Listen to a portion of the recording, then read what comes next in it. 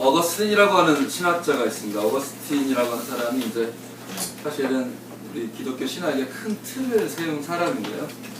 그 사람이 죄란 무엇이냐라고 하는 것을 이야기하는 가운데서 죄를 이렇게 얘기했어요. 아마 들어보셨을 것 같아요. 선의 결핍이다. 그러니까 죄라고 하는 것은 선이 없는 곳이 죄다라고 얘기를 했습니다. 그는 이 세상을 주관하신 하나님은 악할 수가 없으므로 죄라고 하는 것은 악의 실체를 말하기 위해서 죄는 선이 없는 것, 선이 결여된 것이라고 생각했고 이러한 정의는, 이러한 생각은 서구교회의 지배적인 정의가 되었습니다. 그러나 우리가 얼마 전에 경험하시다시피 3살 된 꼬 시리아 꼬마 쿠르디의 죽음에서 보듯이 또 아우슈비츠 학살처럼 지금도 생화학 무기로 자행되는 시리아 정부의 집단 학살이 말해주는 것을 보면서 죄라고 하는 것이 선의 결핍이다라고 하는 정의로는 죄의 실체를 온전히 설명하기 어렵다라고 하는 생각을 하게 됩니다. 그래서 죄라고 하는 것이 뭘까라고 하는 생각을 해보게 되는데요. 우리가 공부하고 있는 책의 그 저자인 매튜 폭스라고 하는 신학자는 이러한 현상들을 보면서 죄를 선의 결핍으로는 부족하다. 선의 결핍이 아니라 선의 오용, 그러니까 착한 것의 오용이라는 말로 설명을 합니다. 그는 하나님이 인간 안에 주신 우주에서 가장 좋은 것, 그러나 그 힘을 잘못 사용하는 것, 그리하여 동물 가운데 다른 동물은 먹이를 얻거나 새끼와 영역을 보호하기 위해서 죽이지만 유일하게 인간만이 과학적으로 죽이는 그런 죽임에서 기쁨을 얻기 위해 죽이는 유일한 동물인 것처럼 그런 종이 되게 한 그 힘, 그 힘의 오용을 매튜 폭스는 죄라고 부릅니다. 우리는 신들처럼 전능은 없지만 적어도 신들처럼 파괴할 수 있다는 말은 인간이 가진 힘의 오용에 대한 가장 적절한 설명일 것입니다. 지금까지 서구의 주류 신학은 인간이 가진 힘에 대해, 인간이 가진 창조력과 그 반대편에 있는 파괴력에 대해 말하지 않습니다. 우리가 계속 공부한 대로 계속되는 창조가 아니라 단 한 번에 이루어진 창조라고 하는 생각을 가지고 있는 그런 해석에서 창조, 오늘 하나님의 말씀대로 형상대로 창조되었다라고 하는 인간의 위치는 그냥 창조된 피조물에 불과한 존재가 됩니다. 그러나 우리가 이제 원복이라는 책에서 공부한 것처럼 200억 년의 지구 역사에서 창조라고 하는 것이 그 한 번의 창조 이후에 지금도 계속되는 하나님의 창조 행임을 인정하는 신학적 해석에서는 인간이 단순히 피조물에 불과한 것이 아니라 하나님의 형상을 지닌 공동 창조자의 위상을 갖게 됩니다. 이 공동 창조자로서 인간에게 주어진 힘을 매튜 폭스는 상상력이라고 부르고 그것의 출처를 인간 안에 있는 하나님의 형상에서 찾았습니다. 다시 말하면 우리가 기존에는 하나님의 형상이 우리 안에 있다. 그러면 그것에 대한 여러 가지 해석을 우리가 이제 시도해 보는데 오늘은 좀 다르게 하나님의 형상이 어떤 하나님의 에너지, 기운, 아니면 하나님의 존엄성, 하나님의 모습, 인권, 성부적인 인권, 그렇기 때문에 사람은 침범될 수 없는 하나님의 모상이다, 하나님의 형상이다, 아니면 왕같은 존재다, 이런 얘기들로 해석을 했다면 이 사람은 이제 계속되는 창조라고 하는 그 틀에서 하나님의 본성을 본 거예요. 하나님은 계속해서 창조를 일으키시는 분이다 라고 하면 하나님의 본모습은 창조를 계속 하시는 분이신 거죠. 그 분을 닮은 모습이 우리에게 있다면 인간도 또한 계속해서 창조하는 힘을 가진 존재라고 하는 해석을 하는 것이죠. 그래서 하나님은 어떤 분이냐 하면 창조하는 분이다. 한 번 창조하셨고 또 계속 창조하시는 분이다. 우리가 하나님의 형상을 가졌다는 것은 창조하시는 하나님의 모습으로서의 그 창조력을 우리도 또한 가지고 있다고 하는 것입니다. 그리고 이 창조력의 핵심은 상상력이다. 새로운 것을 만들어내는 힘이다, 생각하는 힘이다라고 하는 것입니다. 새로운 것을 생각하는 힘, 그럼으로써 생명으로서 창조계를 유지하고 지탱하는 힘, 그럼으로써 창조계가 생명으로 회복되게 하는 힘이 상상력이고 그 결과로서 나타나는 것이 창조력이다라고 하는 것입니다. 인간이 가진 신적인 힘으로서의 상상력이 제자리에 놓이지 못하고 신적 상상력이 파괴를 고안하는, 다른 인간을 죽이는 힘으로 죽이는 것을 기쁨으로 가지는 어떤 그런 힘으로 그 잘못된 자리에서 사용될 때, 죽이는 것을 기쁨을 찾는 자리에서 가약적인 사용될 때 가학적이 된다라고 하는 것이죠. 이제 인류는 어떤 것까지 갔냐면 핵전쟁을 고안한 거죠. 그래서 1945년 이후로 이제 인류는 수많은 핵의 위협 속에서 있고요. 지금도 이 한반도에서는 핵의 위협 속에 전쟁이 나면 언제든지 터질 수 있는, 그래서 핵전쟁을 고안한 인류뿐 아니라 어찌 보면 우리 행성에 사는, 지구에 사는 다른 생물들도 멸절시킬 수 있는 그런 힘을 가지게 됐는데, 그것은 공동 창조자로서 인간이 가지고 있는 그 상상력, 그 창조력의 힘을 오용하는 것이다라고 매튜 폭스는 해석한 것이죠. 그런데 이렇게 창조를 죽이는 힘, 창조를 오용하는 그 힘이 체계화시킨 것이 우리가 뭐라고 부르냐면 이제 가부장제 체계라고 부르고 있습니다. 가부장제 사회는 기본적으로 어떤 대치구조하에 있냐면 권력과 무지라고 하는 것이에요. 권력과 무력의 대치구조 속에서 삶의 모든 영역을 이분법적으로 분할하여서 통치하고 있습니다. 남자와 여자, 그리고 성직자와 평신도, 이성애자와 동성애자인데, 이런 생각에는 어떤 게 들어있냐면 하나님의 자연적인 창조 법칙을 이행하는 이성애자와 그 반대인, 그래서 하나님의 창조 본성을 거스른다고 생각되는 동성애자로 나뉘는 거죠. 그리고 백인과 흑인, 제1세계와 제3세계, 기독교와 이슬람, 서양과 동양 혹은 서양과 아랍, 의사와 환자 등 세계를 힘있는 자, 권력자와 무력한 자, 힘없는 자로 분할하고 권력자가 무력자를 통제하는 시스템을 만드는 것이 가부장 제도가 가진 함의 그 뜻입니다. 이러한 사회 속에서 힘을 가하는 것, 학대를 하는 것, 가학을 하는 것과 피학, 힘을 당하는 것은 동전의 양면처럼 사회를 구성하는 하나의 장치가 됩니다. 그리하여서 어떤 일이 벌어지냐면 남자가 여자의 일을 결정합니다. 이성애자가 동성애자의 일을 결정하고, 건강한 사람이 병자의 일을 결정하고, 또 중년이 노인의 일을 결정하고, 멀쩡한 사람이 미친 사람 대신에 결정하고, 또 한 가지로는 그 교양인이 무식한 사람을 대신하고, 영향력 있는 사람이 변두리로 밀려난 사람의 대신해서 결정합니다. 그리고 제1세계가 제3세계의 일을 결정합니다. 힘 있는 자가 힘없는 자 대신에 결정을 하는 것, 이것이 우리가 앞에서 얘기한 오용된 창조력의 결과이고, 이 책에는 수많은 피학자, 무력자, 그리고 피학증이라고 하는 그런 병을 생산합니다. 심리학자인 카렌 후르나이라는 사람은 이 피학증, 그러니까 뭐 우리가 메저키름이라고 할 수 있고, 그러한 그냥 어쩔 수 없다라고 하는 병인데, 이 병을, 피학증을 나는 할 수 없다라고 하는 병이다라고 정의했습니다. 나는 할 수 없다. 나는 창조할 수 없다.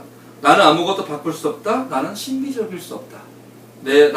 나에겐 좋은 것이 없다 등 지배당하는 자, 무력자, 피학자가 나는 할 수 없다고 말할 때마다 우리는 어떤 것을 경험하게 되냐면, 너는 할 수 없지만 나는 할 수 있다라고 의뢰 말하고 싶어하는 가학자의 모습을 보게 되는 거죠. 그리고 그 가학자의 죄에 피학자들 자신의 모습, 인생을 전부 맡기는 거죠. 근데 여러분 사이코패스를 아시죠? 사이코패스는 공감 능력이 없는 사람이잖아요. 이 가학적인 사람들, 내가 너의 것을 결정할 수 있어, 내가 너의 것을 다 결정하고 너네는 할 수 없어라고 하는 이 가학자는 내면적 삶이 없고 다른 누구의 삶에 대한 감수성도 없으며, 다른 사람들 뿐만 아니라 자신의 내면성에 관한 일종의 의도적 무시, 그리고 혹은 도덕적 어리석음을 그냥 내버려둡니다. 방치합니다.